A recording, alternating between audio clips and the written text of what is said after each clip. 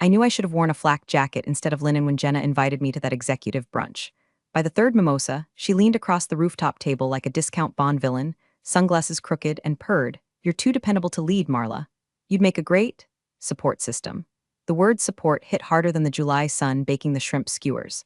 I smiled like someone who just realized the guillotine wasn't for decoration. Jenna laughed at her own brilliance, clinked her glass against mine, and went back to picking basil out of her teeth like nothing had detonated.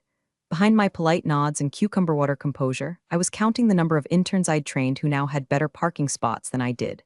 Jenna, the freshly minted COO via marriage, not merit, had the audacity to call me safe. Safe, like a Honda Civic, like unseasoned chicken. Like a woman who hadn't worked unpaid overtime for 7 years, building the exact systems her new title now put her in charge of breaking.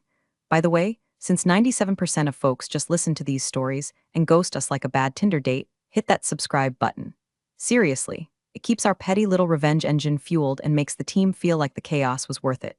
Now, back to your regularly scheduled betrayal. I didn't cry, didn't flinch, just let her finish her speech about fresh blood while stirring the melting ice in my mimosa.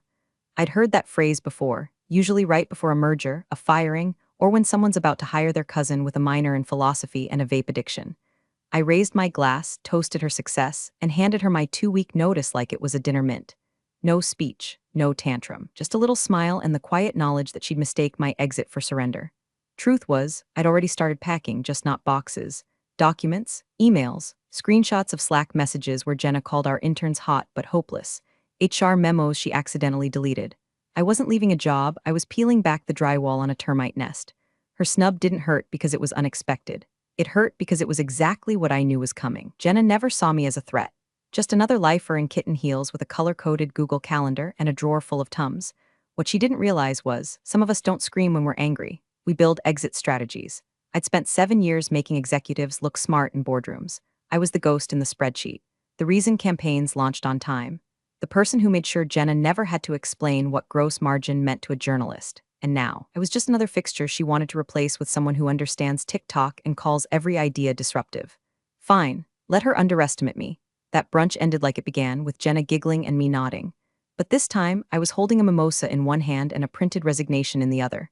I set them both gently in front of her, like offerings to a queen too dumb to notice the peasants were armed. Her laugh trailed off. She looked at the paper, then at me, then back at the paper. Wait, what? I'm done, I said. 2 weeks. Marla, she said with a tilted head, are you serious? As a heart attack, I replied, rising from my chair. Enjoy the shrimp, watch the basil. And with that, I left her blinking behind oversized sunglasses, wondering how the help just walked out mid-toast. I didn't look back, because you never look back when you're lighting a fuse. You ever seen a woman clean her desk with the calm of someone building a guillotine? That was me, Thursday morning, fluorescent lights humming overhead like a warning. Everyone thought I was winding down. Karen from marketing gave me a goodbye succulent. The VP of strategy asked if I'd circle back for knowledge transfer. I nodded and smiled like a Stepford intern, then went back to exporting selected files into a private Google Drive folder labeled vacation photos, because nothing says peace like 12 gigabytes of financial irregularities and off-books intern contracts. Let me be clear, I wasn't stealing. I was preserving. Preserving every late-night deck I ghostwrote for executives who couldn't spell synergy. Preserving the time-stamped edits on our annual report, ones that made our COO's cost-cutting initiative look less like budgeting and more like laundering. I didn't take everything, just the parts I built, the parts she buried, the parts that proved I wasn't just support. I was the scaffolding holding up a very expensive lie. And then I called Claire. Claire Brenner, former roommate, karaoke assassin, now a divorce attorney who wore red nail polish like war paint and billed in half-hour units. Last time we spoke, she just won a case where the mistress got the dog but the wife got the Porsche. She picked up on the second ring. Well, if it isn't the queen of lost causes. I have a situation, I said. It involves marriage, misconduct, and mimosas. Claire didn't even pause, tell me everything. While Claire prepped her legal blades, I began what I called the inventory. Not of my desk drawers, that was just gum, stress snacks, and a retirement card someone wrote good luck on your next adventure and like I was going to summer camp. No, this inventory was names, dates, passwords I still had access to, conversations I remembered word for word, and I scheduled exit interviews, not with my manager. No, I went to HR, finance, compliance, the holy trinity of corporate whispers. Sat down with my nicest blouse, my calmest voice, and said things like I just want to share some feedback before I go. They nodded, took notes. Didn't realize I was also taking theirs. Because if you listen carefully, if you really listen, people will hand you their dirt with a smile. One compliance analyst, bless her caffeinated soul, even leaned in and whispered, "It's been weird since Jenna got promoted, right?" I said, sipping chamomile. So weird. And then came the call. My phone had a contact saved under Julie's vet. No one ever questioned it. Julie was my imaginary cat. The vet? Jenna's husband, Dylan. He and I had history, not that kind, but enough. Last year, during a PR crisis, he was the only exec who treated me like I wasn't a chair with Wi-Fi. I saved his number, just in case. No words were exchanged, just a ringtone, then silence. I knew he'd recognize the number. He picked up. I didn't speak. Neither did he. But the silence stretched just long enough to mean something. Then I hung up.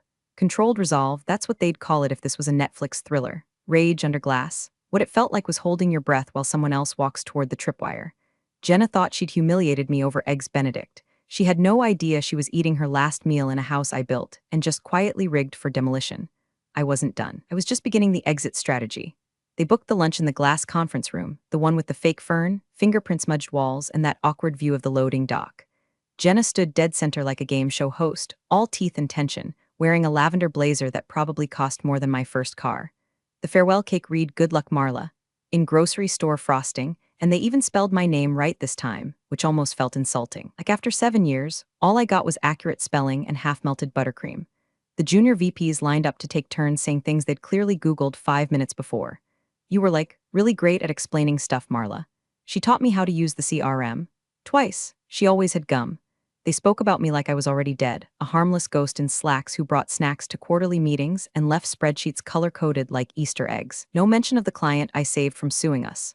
No mention of the campaign I rebuilt in 72 hours after Jenna's vision board tanked it. Just empty platitudes from men who'd be fired by year's end and women who'd memorized the art of smiling through male mediocrity. Jenna took the mic, or rather, the floor, because God forbid she share the spotlight with any tool but her own voice. "Marla has been such a dependable part of this company," she said, dragging out dependable like it was synonymous with forgettable. "She's the kind of person you can always count on, like post-it notes or decaf." Everyone fake laughed. I sipped water and imagined replacing her collagen serum with Gorilla Glue. She handed me a white envelope, cheap cardstock, no company logo. Inside, a $50 gift card to Olive Garden. Not even a handwritten note, just the receipt. "Don't be a stranger," she added with a wink. I looked at her and thought, "You don't even realize you're already alone." I stood, thanked everyone, smiled like I'd just swallowed glass, said all the things you're supposed to say so no one checks your bag on the way out. And then in the elevator alone, finally, I pulled out my phone and recorded a short voicemail to myself. Not for posterity, for evidence. One mimosa, one lie, and one deleted report. Timestamp this, see. While Jenna was busy handing me a gift card and a fake compliment, I was planting something in the system. 3 confidential triggers, buried deep in the metadata of a project folder she accessed daily. Not malware, nothing illegal, just files, labeled like normal reports. But if opened, they logged access times, IPs, and captured screen activity. Legal wouldn't care today, but in about 6 business days, when a board member opened their inbox to a whistleblower packet, they'd want timestamps, they'd want proof. They'd want to know who'd been covering up the phantom intern payrolls Jenna kept swiping under contractor disbursements. And those trigger files, oh, they'd sing. I walked out of that building not like someone saying goodbye, but like someone pressing detonate with their thumb hidden in their coat pocket. Everyone thought I was being gracious, mature, a professional. I had no idea the storm had already started. Last year, Dylan Price, the founder's golden boy and Jenna's very legal husband, was pacing our hallway like a man trying to outrun a subpoena. PR meltdown, investor threat. One of our influencers had posted a TikTok comparing our campaign to a Ponzi scheme with fonts. Jenna was conveniently off-grid at a women's leadership retreat in Sedona. Read, ayahuasca and filtered selfies. Dylan panicked. Everyone else bailed. I stayed late with 2 Red Bulls and a spreadsheet that could have doubled as a manifesto. By sunrise, the investor was calm, the campaign salvaged, and Dylan started calling me the one who actually runs this place. He remembered that. So when I texted him last Tuesday from a burner app, just 3 words, "Let's talk soon," he replied in under 10 minutes with a time, place, and nothing else. We met at a half-empty cafe on the east side, one of those places with baristas who write your name wrong on purpose to feel superior. I ordered peppermint tea. He got black coffee and looked like he hadn't slept since Easter. "Didn't think I'd hear from you again," he said, watching the street behind me more than my face. "You're going to want to see this." I slid a folder across the table like we were doing spy shit in a parking garage. Inside, printed screenshots, payment routing summaries, and a beautifully indexed chart I'd titled the Jenna Ledger. Not even sarcastically. It tracked everything. Stipends were routed through shadow vendors, wellness reimbursements paid to interns who never got onboarded, and bonus structures that looked more like hush money than merit pay. Dylan didn't say anything for a while. Then, "Jesus." "Not quite," I said. But I did major in accounting. He kept flipping, page after page, each one pulling a thread off his carefully ironed marriage. How long have you had this? A while, and you're giving it to me now? Because I don't need revenge, I need leverage, and I think you do too. He looked up at me, no smirk, no suspicion, just something like resignation or maybe regret. I'm going to make a call, he said. You still trust Claire with my afterlife? He nodded. She's my attorney now. Simple as that, one phrase. And suddenly Jenna's firewall had a crack the size of a trust fund. We didn't hug, we didn't toast. Just two people in button-downs sipping caffeine and trading chess pieces. Meanwhile, back at Ariston HQ, the smallest cracks had started to show. Jenna's Outlook calendar refused to sync. Her usual priority threads weren't populating. A deck she'd emailed the board came back corrupted, replaced by an older draft with all her redline notes exposed. It was subtle, enough to chalk up to tech issues, but not so subtle she didn't feel it. She started CCing herself on everything, repeating tasks, snapping at it. At one point she even called the help desk and said, "It feels like the system's turning on me." I bet it did because it was. I hadn't hacked anything. I didn't need to. All I did was activate a little network I'd built over the years, assistants, developers, admins who owed me favors or just hated Jenna enough to press the wrong button when asked. Someone swapped out her draft folder with a decoy. Someone accidentally unsynced her Slack history. Someone flagged her Zoom link as phishing and sent her to voicemail during a partner call. She thought she was being targeted by ghosts in the machine. She wasn't wrong, just not the kind she expected. The Monday after I left felt like waking up after a thunderstorm you slept through, quiet, humid, and charged. I made myself a French press, fed my non-existent cat for cover, and pulled my phone out like I was checking the weather, not waiting for the first breach in the dam. I wasn't nervous, I wasn't even curious. I was ready in that deeply specific way only a woman who's been underestimated for 7 years can be. It's not vengeance if it's methodical, it's closure, with attachments. And right on cue it began. Sometime between 9:11 and 9:13 a.m., HR flagged a new submission in their anonymous reporting portal. It was titled COO Misconduct Urgent and included 7 PDFs, 1 ZIP file, and a screen recording that began with Jenna saying, and I quote, "Don't forward that to finance. They'll just ask questions." It was the exact screen capture triggered when she opened that decoy folder the day of my goodbye lunch. The access log matched her IP, the voice crystal clear, the timestamp well within her working hours. HR forwarded it to the board with the usual corporate throat clearing. Received this morning, appears serious. May merit internal review. One board member, a man who never remembered my name but once complimented my fiscally responsible handwriting, replied simply, "Review immediately." And just like that, the fuse I lit with a mimosa and a smile finally hit the powder. Jenna, meanwhile, must have thought she dodged a bullet. She came in that day wearing white, actual white, like some sort of purity cosplay, and told the front desk she was ready to refocus now that the distraction's gone. She gave someone a thumbs up in the elevator. Probably thought the weird glitches last week were just some Gen Z intern's incompetence. She had no clue she was already in freefall. She didn't notice legal was CCing each other more than usual. Didn't notice the head of compliance skipped their 10 a.m. stand-up. Didn't even flinch when her email permissions started acting weird again. But she did notice when Dylan walked in through the front door. No security badge, no smile, just a stiff jaw and a manila envelope in his hand. He walked straight past reception, ignored the coworker who tried to say good morning, and entered HR without knocking. Cameras caught the whole thing, his hand gripping the file like it was a weapon, the way he closed the door without a sound. Inside that envelope, a certified statement from his new legal rep, Claire Brenner, a formal notice of divorce, and a summary of alleged financial mismanagement supported by internal documents, ones Marla Raines had come across during her tenure and in good faith passed along to him. The head of HR asked if he wanted to sit down. He didn't. "I just wanted to deliver this myself," he said. "You'll want to look into it, thoroughly." He left as quietly as he came, and yet by noon the building buzzed like a hornet nest dipped in gasoline. Jenna tried to act calm. She asked for kombucha, asked why legal was locked in a meeting without her, asked if IT was doing another random sweep. Nobody answered. Back in my apartment, I refreshed the news. Nothing yet, too early. I smiled and added oat milk to my coffee. Storms here, let it rain. Jenna found out the way all-powerful people fear secondhand. Her assistant, poor sweat-stained Marcy, knocked on her door mid-Tuesday with that look. The one interns get before they tell you your mic was hot during a Zoom call where you called your vendors a charity case with fonts. Jenna, just wanted to flag something." Marcy held out a printed email. Printed. That alone should have tipped Jenna off it was nuclear. At the top, legal separation notice, D. Price VJ. Price the signature? Claire Brenner-esque. Jenna's hand shook as she scanned it. Her face blanched halfway down the page. She didn't scream, she didn't throw the paper. She simply stood up, slow as syrup in January, and said, "This is a joke." "Right?" Marcy shook her head, then made herself scarce like she'd seen this episode before and didn't like the ending. Jenna stormed to HR, demanded answers, demanded to know who let this happen. When they asked what she meant, she slapped the notice on their desk like a dead fish. He's using Brenner and Wallace. I blackballed them from this company years ago. That's odd, said the director of HR, barely glancing up. They've had a compliance sub-office here for 3 weeks. Fifth floor, Jenna blinked. What, you approved the lease? She hadn't, or she thought she hadn't.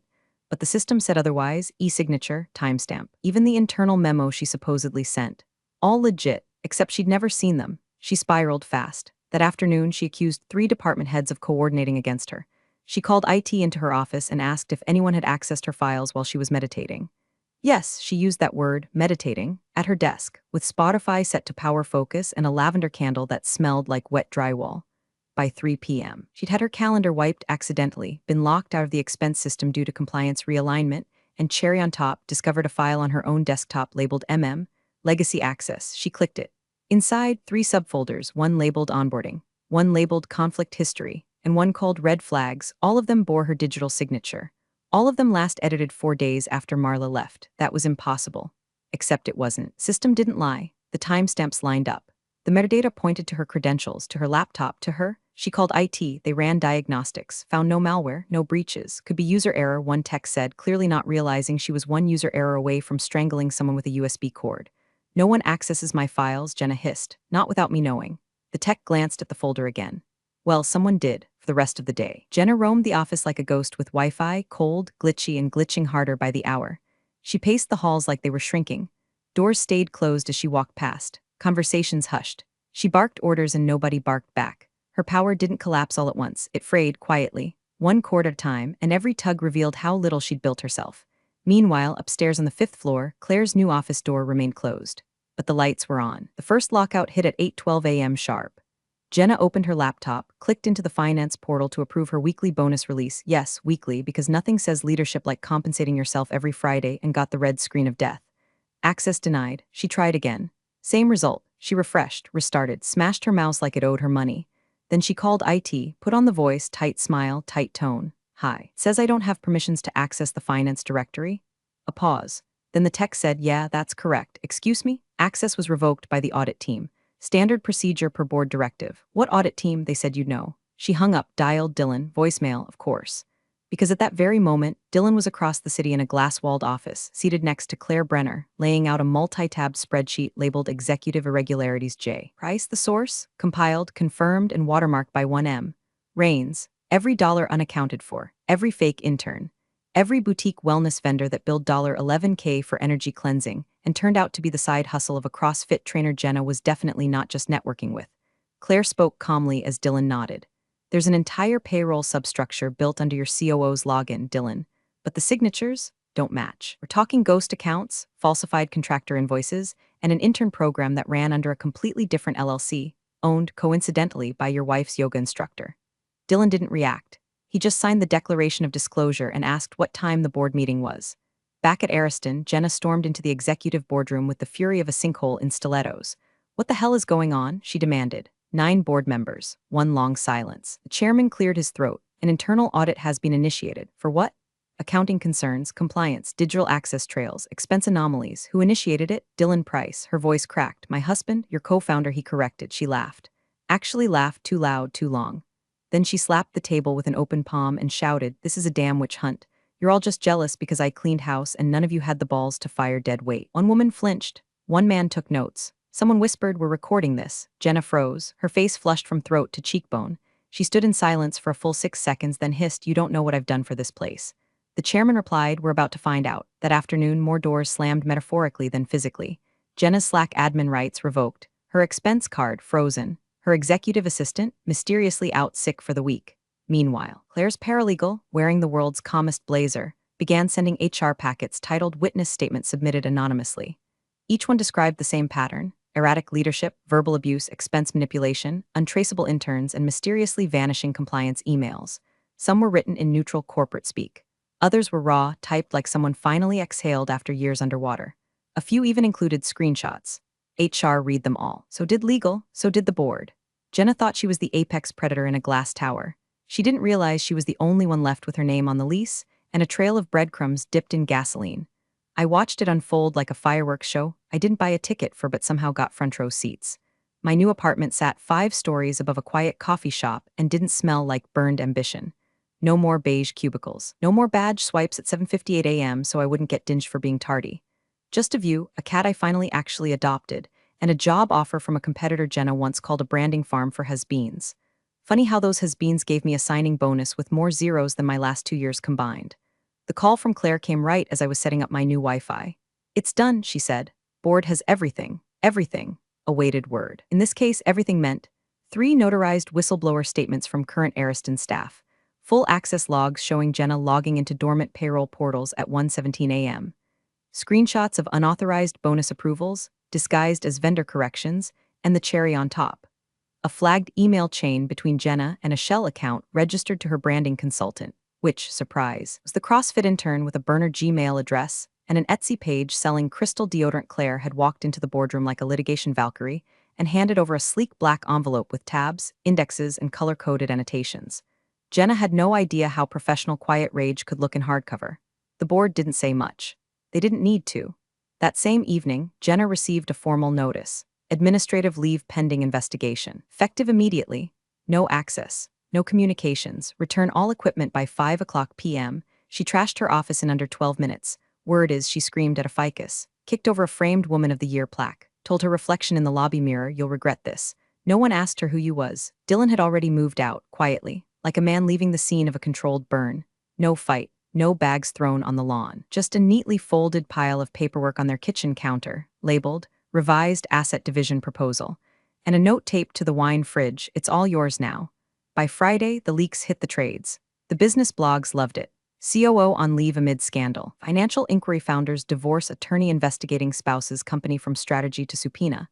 Ariston implodes from inside. I read them all with a croissant in one hand and a smug little grin on my face. Not because I wanted her destroyed. Not really. I just wanted to be believed. Seen. Taken seriously by the machine I spent years oiling while someone else wore the crown. Bittersweet doesn't begin to cover it. Justice is rarely clean. It's jagged, quiet, and shows up 2 weeks late in a PDF attachment.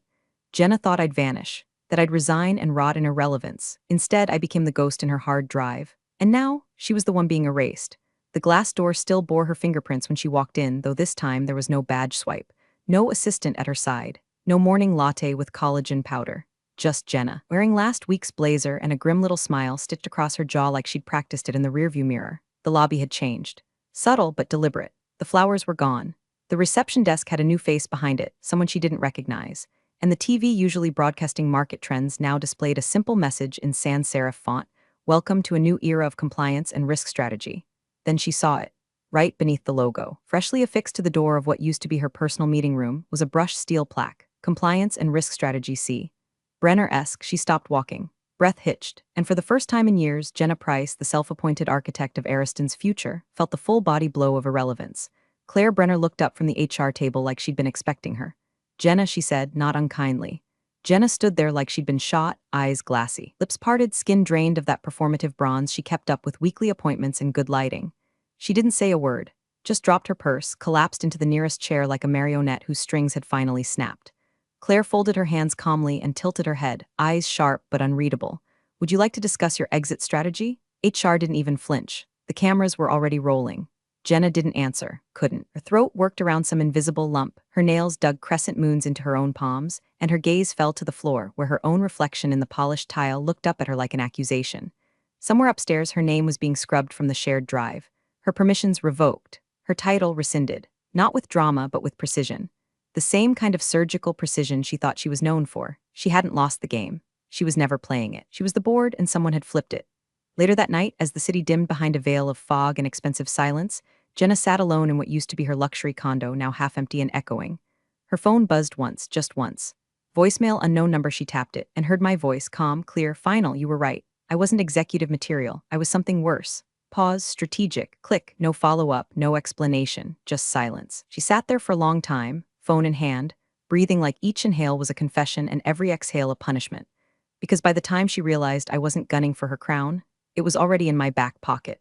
Sometimes the most powerful move you can make in a broken system is to simply document everything and wait. This story is a reminder that dignity isn't silence, it's precision. Power built on shortcuts and ego never survives a methodical mind with receipts. Appreciate you sticking around, you legends of the break room. Subscribe for more chaos. Let's make your old managers spill their coffee in fear.